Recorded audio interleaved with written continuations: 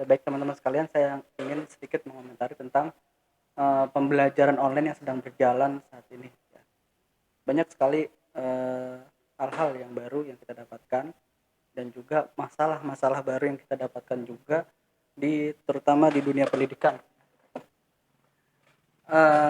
Sebagaimana kita ketahui bahwa kejadian pandemi COVID-19 ini hampir merata di seluruh dunia, tidak terkecuali adalah di Indonesia. Tapi penanganan di setiap negara itu berbeda-beda ya. Ada yang penanganan yang sangat baik, ada penanganan juga agak sedikit berantakan. Nah, yang saya ingin bahas adalah bagaimana musibah ini merubah pola pendidikan yang ada di Indonesia ini. Tapi sayangnya eh, kesiapan kita sebagai eh, orang-orang yang bergerak di bidang pendidikan maupun orang-orang yang punya eh, apa namanya minat di bidang pendidikan ini merasa sedikit kewalahan. Contohnya seperti mungkin ada anak-anak kita yang sekolah, ketika belajar di rumah itu mereka lebih pusing karena ternyata belajar online jarak jauh itu bukan belajar online tapi mengerjakan tugas secara online. Semua guru hanya memberikan tugas, ya.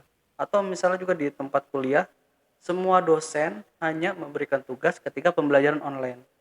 Padahal yang kita ketahui bahwa ketika kita belajar offline atau ketika belajar normal setiap hari, itu kan nggak selalu tugas, tugas dan tugas gitu.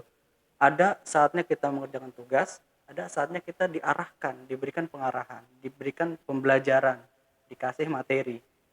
Jadi menurut saya ya nggak jauh beda seharusnya ketika kita belajar online pun bukan hanya kita diberikan tugas, tapi kita juga diberikan eh, pengarahan, pembelajaran, diberikan materi.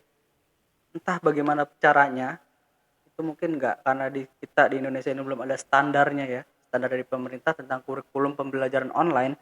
Jadi ya kita sekreatif mungkin, sesuai dengan kemampuan kita, kita berikan materi kepada anak-anak didik kita berikan pengarahan kepada mereka. Jadi kita nggak hanya memberikan tugas, yang kadang yang pusing itu bukan anaknya aja, kadang orang tuanya malah yang mengeluh. Ya, seperti itu. Eh, Memberikan tugas itu bagus, bagus, karena sebagai bentuk evaluasi. Cuma sebelum evaluasi kan kita harus ada materi. Nggak mungkin kita tes evaluasi sebelum kita melakukan yang namanya pemberian materi. Jadi kan evaluasi itu kan di akhir harusnya, bukan di awal atau di tengah. Di tengah bisa lah. Di awal juga bisa sebenarnya, cuma untuk evaluasi pembelajaran yang berjalan itu kan di akhir. Jadi menurut saya pembelajaran online itu bukan hanya memberikan tugas secara online, tapi juga harus memberikan materi secara online kepada anak-anak, baik berupa video, baik berupa rekaman suara misalnya bisa saja, baik berupa gambar atau berupa teks. Banyak cara kita untuk membuat materi kepada anak-anak didik kita. Ya, setelah diberikan materi, barulah kita berikan tugas kepada mereka. Seperti itu. Mungkin harus kita rubah polanya ya.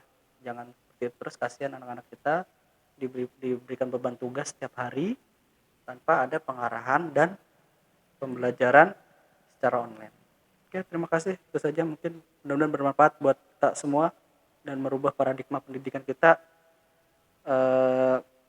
yang saat ini melakukan pembelajaran secara online. Assalamualaikum warahmatullahi wabarakatuh.